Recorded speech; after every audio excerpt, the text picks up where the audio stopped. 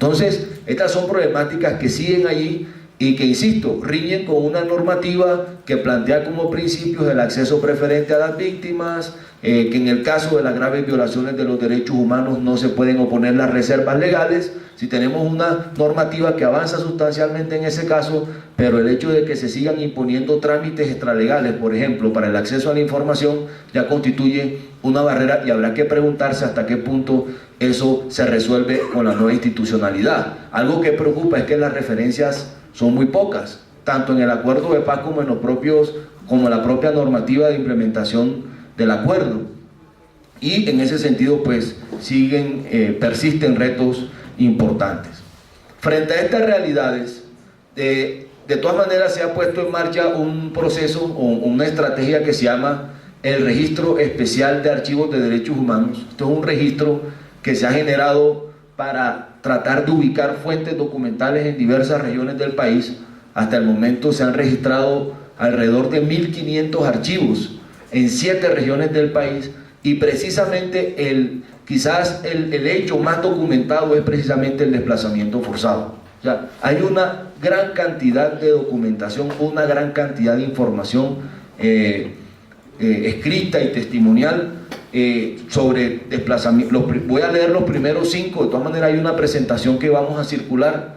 Los primeros 5 temas documentados se refieren al desplazamiento forzado, la desaparición forzada, los asesinatos y las amenazas hacia líderes sociales, el despojo de tierras y las violencias contra la mujer. Son, digamos, los 5 más importantes temas documentados, de acuerdo con el ejercicio de investigación que se ha realizado. Y al lado de este dato también encontramos una gran documentación de temas como procesos de construcción de paz en lo regional, las dinámicas de exigencia judicial de los derechos, procesos e iniciativas de memoria y procesos de desarrollo en el ámbito territorial. Todo lo que queremos nosotros significar es que hay una gran cantidad de información, una gran cantidad de fuentes de archivo que es importante proteger y salvaguardar. Son tareas en doble vía. Por un lado, cómo se puede acceder a la información por parte del Estado, pero también cómo se generan unos protocolos de uso, de acceso a los archivos de las organizaciones sociales sin que ellos generen mayores riesgos. En ese sentido, como con el ánimo de ir concretando o cerrando esta presentación, a nivel de las 3 más mentadas instituciones del sistema, Comisión de Esclarecimiento de la Verdad, Unidad de Búsqueda de Personas Dadas por Desaparecidas y Jurisdicción Especial para la Paz, queremos subrayar 4 campos en los que se vuelve estratégica la incidencia de la sociedad civil y de las instituciones públicas que han estado acompañando todos estos procesos de atención a víctimas y de esclarecimiento o de reconstrucción de la memoria histórica. Un primer campo de trabajo se refiere a los acuerdos de trabajo que hay que desarrollar con organizaciones sociales y de víctimas para el tratamiento y uso de la información.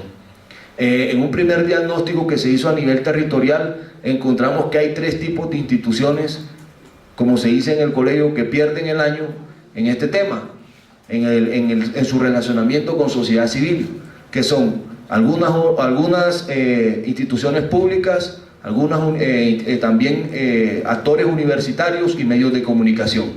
¿Por qué? Porque un gran reparo que se plantea de muchas comunidades victimizadas es que se aporta la documentación, se aportan los testimonios, pero la información no es restituida, no hay unos mecanismos eficientes de restitución de la información ni de los productos de esa información, llámese documentales, llámese libros, llámese inclusive acciones judiciales. Hay un gran reclamo en términos de cómo se dan esos acuerdos de trabajo y cómo se restituye toda esa información que es clave para la exigencia de los derechos humanos.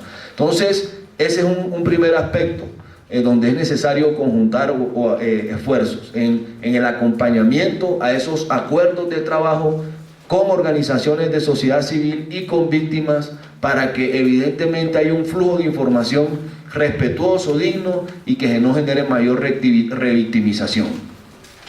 Otro campo estratégico en esta incidencia lo encontramos en el acceso y difusión a los archivos producidos y recopilados por la nueva institucionalidad.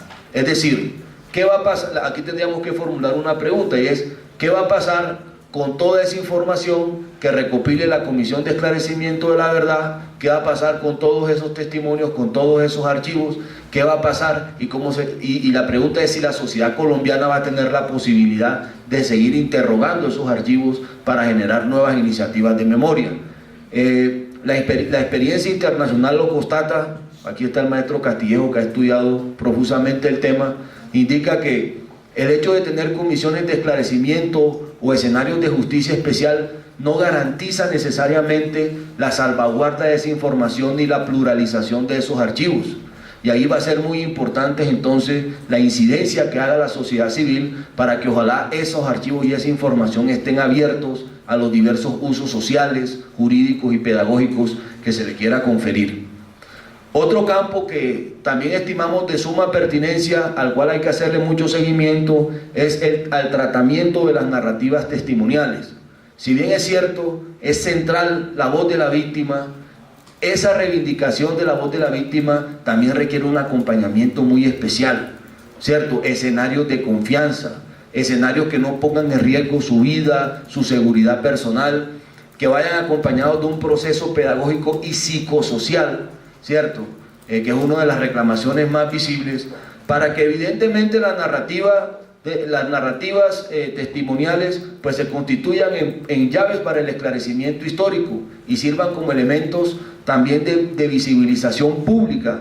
Entonces pues ahí también insistimos, es muy importante plantear, bueno, se supone o se plantea que la Comisión de Esclarecimiento de la Verdad va a tener unas audiencias regionales y temáticas. Pues bueno, ¿cómo va a ser esa preparación de esas audiencias regionales, temáticas, inclusive de esos escenarios rituales y conmemorativos para que el testimonio pues sea preservado y sea protegido?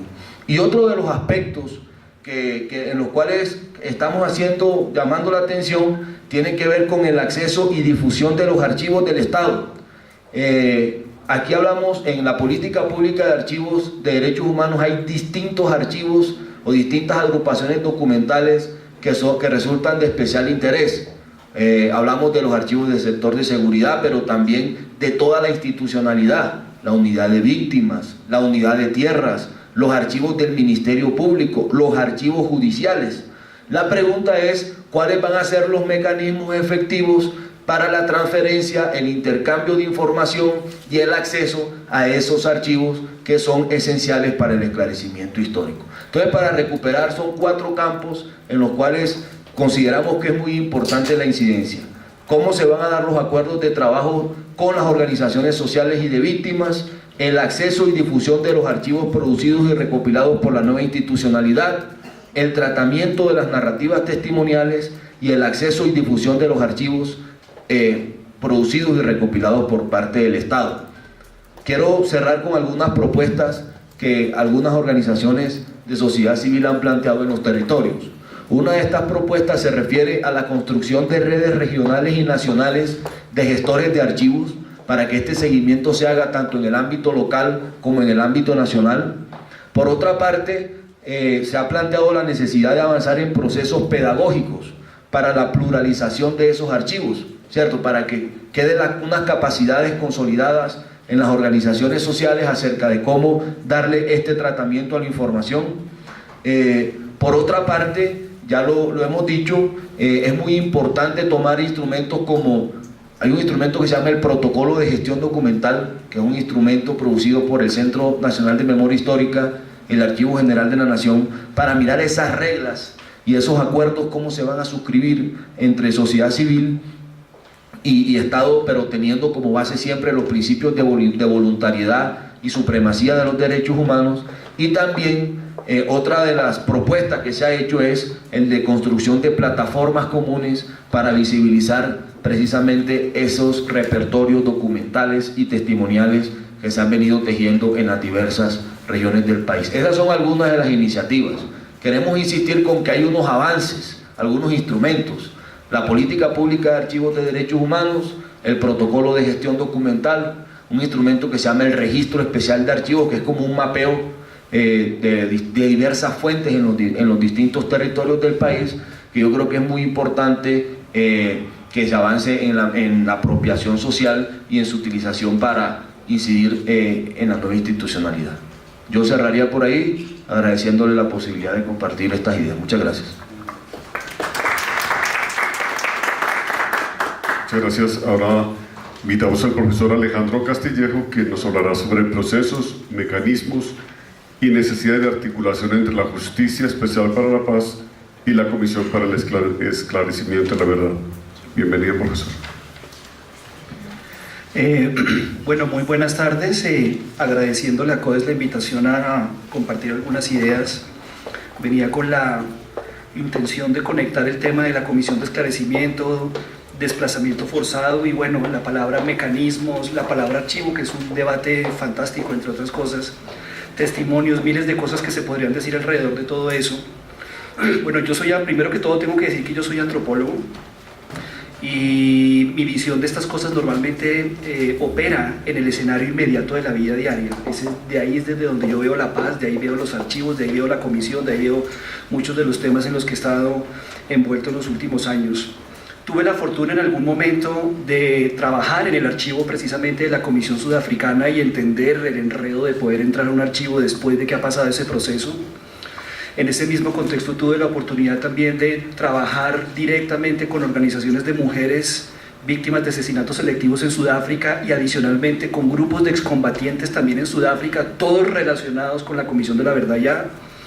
Y luego por allá en el año 2001 el gobierno sueco me invitó a leer el proyecto de audiencias públicas de la Comisión de la Verdad que yo terminé evaluando y que finalmente terminé, digamos, como observador internacional de todo eso. O sea que se puede decir que sé exactamente el tipo de, digamos, de cosas que emergen en el mundo inmediato de la operación de una comisión, de muchos tipos, incluso hasta el tipo de formatos, los formatos que normalmente se utilizan para, por ejemplo, recabar información. Entonces hay muchas cosas que uno podríamos hablar. Yo quiero decir unas 3 o 4 cosas concretas específicamente. La primera de estas es un poco la sensación que oigo durante todo el día de la monumental esperanza que se le imputa a la Comisión de Esclarecimiento. Me parece que en eso hay que tener los pies muy puestos en la tierra porque por lo general las comisiones pueden iluminar tanto como oscurecer en última instancia de lo que se está tratando. Es decir, no son un mecanismo neutral en últimas, neutral hacia algo abstracto, pero al mismo tiempo profundamente inmediato que se llama la verdad.